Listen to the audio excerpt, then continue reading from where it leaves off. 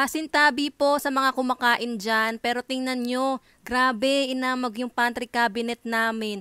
At hindi lang dyan sa labas ha, pati sa loob. Tingnan nyo, grabe, dyan pa naman nakalagay yung mga plato namin, mga kutsara, tinidor, mga baso, pati mga stock namin ng mga pagkain, as in puro pagkain halos lahat ng nasa loob niyan. Meron naman kaming dehumidifier dyan, ayan no, naka-on lang talaga siya. Check nyo yung humidity na nadedetect niya is 54%. Nagsuot muna ako ng mask dahil delikado ang mga molds kapag nalanghap. Tapos saka ko inilabas isa-isa yung laman ng pantry cabinet namin. Ito yung nadatnan namin pagka-uwi namin dito sa bahay after almost 4 days na wala kami dito. Actually, hindi naman ito yung first time na naka-experience kami ng molds dito. And ang ginawa ko dati, nilinisan ko to gamit yung Mr. Muscle na pang molds, tapos pinunasan ko din to ng suka. At simula no, naglagay na kami ng dehumidifier dito. And ever since, hindi naman bumalik yung mga molds. Kaya grabe talaga nung pagbalik namin, ganito na yung nangyari. Feeling ko dahil din laging umuulan nung mga nakaraang araw, mga nakaraang linggo, kaya nagkaganito. Tapos naiwanan pa namin to ng ilang araw. So ayun na nga, tinanggal ko na lahat ng laman ng pantry cabinet para mailabas ko to at doon ko nalilinisin sa labas para mapaarawan na din. And na-realize ko nga dapat pala nagsuot din ako ng gloves. Pero anyway, tingnan nyo yung likod do, grabe, 'di ba? Nung time na to, nandito sila Mamsi at Papsi, tapos tinulungan nila ako na ilabas yung cabinet. Actually magaan lang naman to, kayang-kaya ko, pero ayaw nilang nagbubuhat ako dahil CS daw ako. Kahit na 3 years naman na yung nakalipas. Napansin ko din may mga langgam na dito, hindi ko alam kung binahaya na ba ng langgam to o anay na ba yan. Ito pala yung pang spray na ginamit ko, hindi to sponsored nakita ko lang kasi ang dami nagre-recommend niyan. And syempre, basahan na pwedeng itapon pagkatapos gamitin.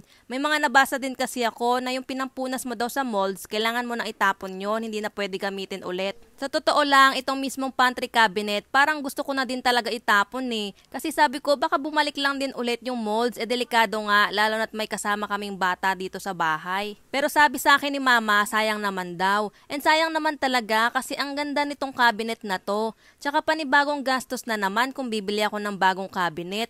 Hindi ko nga alam kung may mahahanap akong gantong klaseng cabinet na gawa sa plastic or bakal na hindi aamagin. Pagkatapos kong linisin yung cabinet, hinayaan ko muna sa labas para maarawan. Tapos isa-isa ko naman inalis sa mga organizer yung mga stock namin ng pagkain para mahugasan yung mga organizers. Kasi tingnan nyo yung mga organizers may amag na din. Alam mo yung parang alikabok na bumagsak na dito sa mga organizers. Etong ang ketchup namin, inamag na din sa may bukasan. Kaya itatapon ko na to. Buti na lang konti na lang to. At dahil dyan, hindi ko alam kung sapat na ba na pinunasan ko lang yung ibang mga stock ng pagkain dito. Sealed pa naman lahat to. Yung mga nakapack, tas yung mga nakadelata. Sayang naman kasi kung itatapon ko lahat, 'di ba? Pero anong tingin nyo? Ano ba dapat kong gawin dito? Naglagay naman ako ng suka dito sa isang spray bottle para masprayan ko ng suka yung cabinet. May nabasa din kasi ako na nakakapatay daw ng molds yung suka. Kaya ayan, inisprayan ko buong cabinet mula sa labas hanggang sa loob. Bandang hapon na pala niya na, nakaligo na ako kaya iba na din yung suot ko. Pero syempre, duster is life tayo. Tapos bumili sila Mama ng varnish para ma-varnishan yung buong cabinet.